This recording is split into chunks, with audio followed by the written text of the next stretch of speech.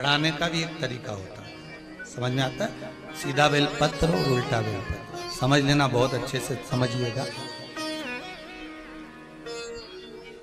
शिव जी के सम्मुख में शंकर भगवान के शिवलिंग पर जब बेलपत्र चढ़ता है तो बेलपत्र का जो सीधा भाग होता है वो शिव जी के शिवलिंग पर होना चाहिए, उल्टा भाग ऊपर होना चाहिए। बहुत ध्यान से समझना हो।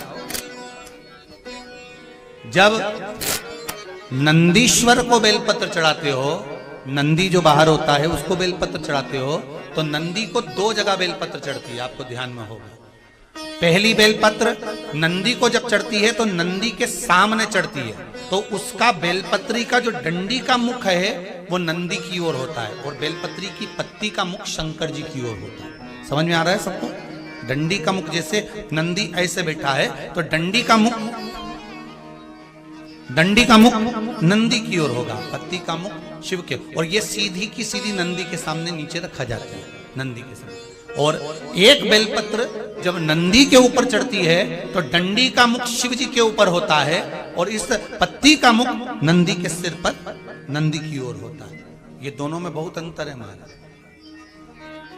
जैसे कोई बच्चा कोई कंपटीशन एग्जाम के लिए जा रहा हो या कोई परीक्षा देने के लिए जा रहा हो और पढ़ाई करे, स्मरण करे, तैयारी करे, वो अपनी जगह पर है। और ऐसा नहीं होता कि बच्चे पढ़ते नहीं है या तैयारी नहीं करते हैं। इसके बाद भी अगर उनका इंटरव्यू में पास नहीं होते या एग्जाम में पास नहीं होते तो उसके लिए ये दोनों बेलपत्री बड़ी काम करती है। बहुत ध्यान देना। जो नंदी के सामने बेलपत्र रखकर जाना, शिव जी के सम्मुख में बेलपत्र रखकर जाना, मतलब नंदी के सम्मुख में जब रखाएगी तो डंडी, जम के बोलिए, कहाँ होना चाहिए?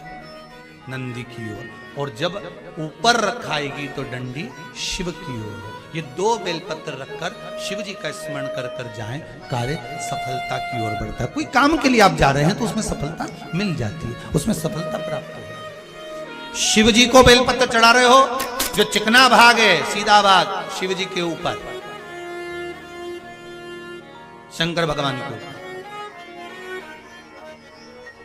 थाली में अगर शिवलिंग का निर्माण कर रहे हो, पार्थिव शिवलिंग का निर्माण कर रहे हो, तो थाली में जब बेलपत्र रखोगे तो सीधी रखोगे, फिर उसके ऊपर शिवलिंग का निर्माण करोगे।